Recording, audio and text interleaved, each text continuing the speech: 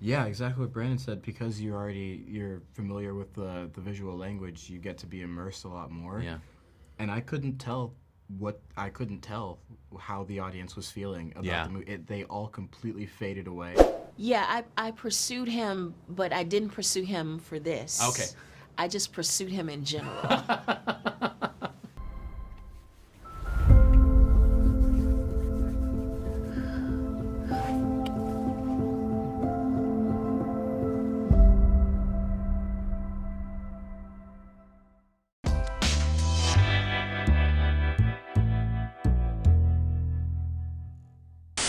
So I got to ask you guys. I mean, one of the things that was to me that was amazing about the movie was just the way that it was shot. The fact that you're really in the shoes of these characters. And what can you tell me about it technically? Like, were you guys ever like carrying cameras around at like certain points in the movie or acting? Like, can you tell me a bit about that? 'Cause that was amazing to me. Yeah, we had a few moments where we got to wear a rig and then have the camera on our chest. That was the very first day of shooting. Was like, put me in the rig, put the camera on my chest, and sat down on a bench and like kind of took a shot of Yeah, my, your of arm my and hand. stuff like that. Yeah. So just immediately diving into how involved Sure. I was going to be in that process was really cool. And there were a few moments where I was able to do that. Brandon had some moments where he did that, and Had he the snorri rig. also had the snorri rig. Yeah. Yeah. Oh wow. It's like you get this, it's kind of wrapped around your abdomen. You got a counterweight right here. You got the camera back here. Yeah, it's interesting. That's that behind the head shot. So Yeah. there's some rig moments, and then a lot of it was shot by either JoBlo, cinematographer, Ramell, or Sam, where they're operating the camera, and we just be like very close to their bodies. Have you guys had the chance to see the movie yet? Because it's Thrice. oh Well, really? he's seen Yeah. it 4 times. Yeah, because I mean that's the thing. 'Cause I feel like and it's the JoBlo audience is gonna love that too. Like I don't feel like I've ever seen a movie like this that actually puts you not only in the physical presence of these guys, but also in like their mind space, like the stream of consciousness kind of thoughts where you're having like flashbacks to like a movie that you saw or something like that, or news footage. I've never seen that in the movie before, so it's the first. So I feel like it was exciting to watch it because I do feel like I'm watching a movie that's pushing the form forward. And I just want what you guys thought of it. Oh, for sure. I mean, it's a completely different way of experiencing narrative and experiencing film. And I've seen it 3 times, I've seen it 4 times. It's been different every time. Sure. I mean, especially from the first time to the second time. Yeah.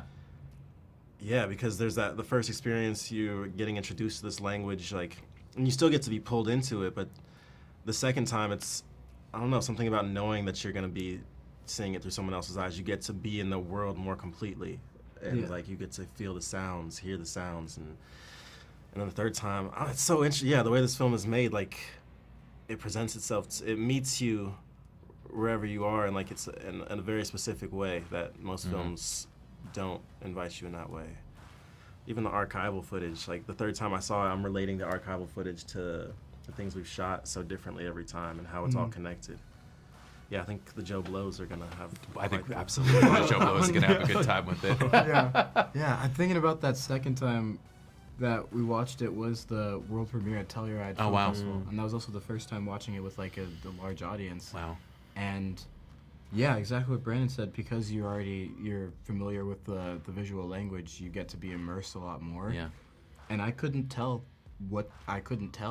how the audience was feeling about the movie. They all completely faded away.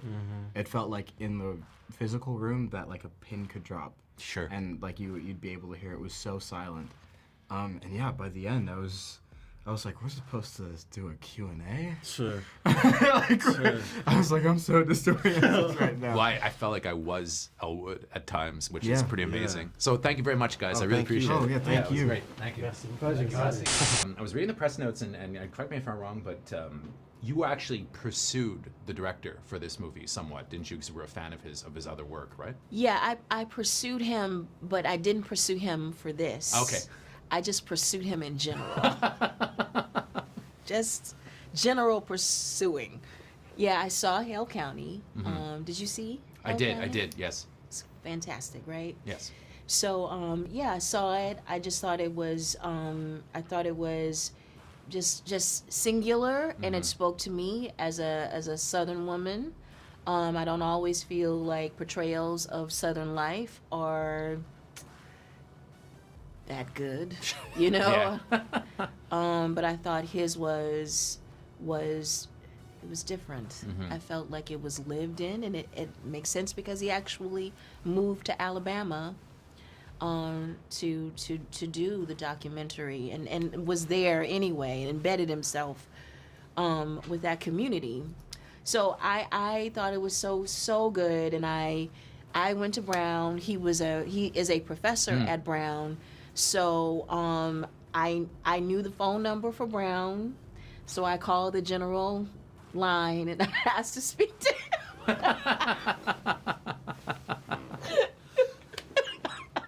I'm sorry. Meant to be. Right.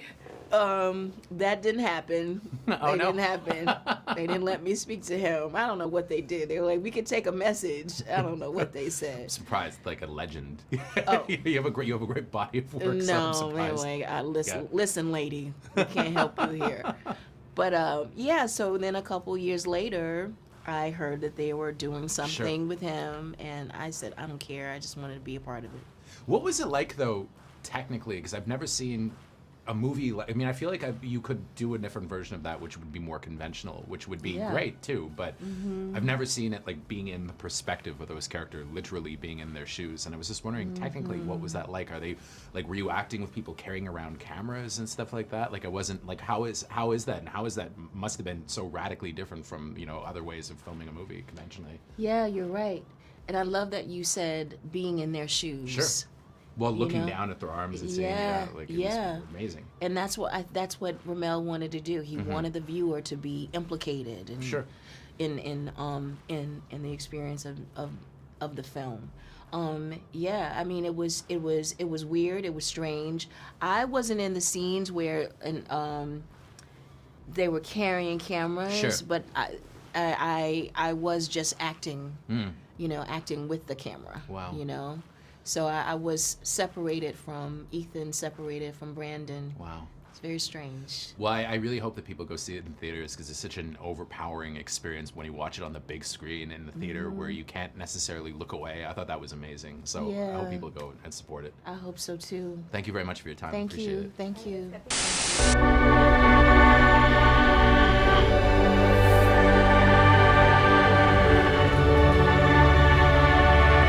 What are you gonna do?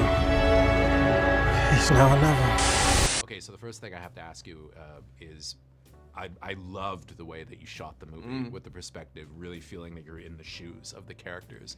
But there's also something else about the movie when you see it on a big screen, when you see it in a movie theater, where you can't look away and you can't escape and you're kind of forced into that perspective. And I just wanted to know if you could tell me a little bit about why you decided to shoot it in this style, because it's really unique and I thought an amazing accomplishment. Yeah, there's something about what happens when you're in someone else's head, even imaginarily, if that's the correct word, where it's kind of it's just terrifying. Yeah. And to me, and it might just be me, I'm sick of my own thoughts. I'm like sick of my own, imagination. I would love to have some other voices in there, and how terrifying it to be trapped in another person's and to see that truth comes through that version of them.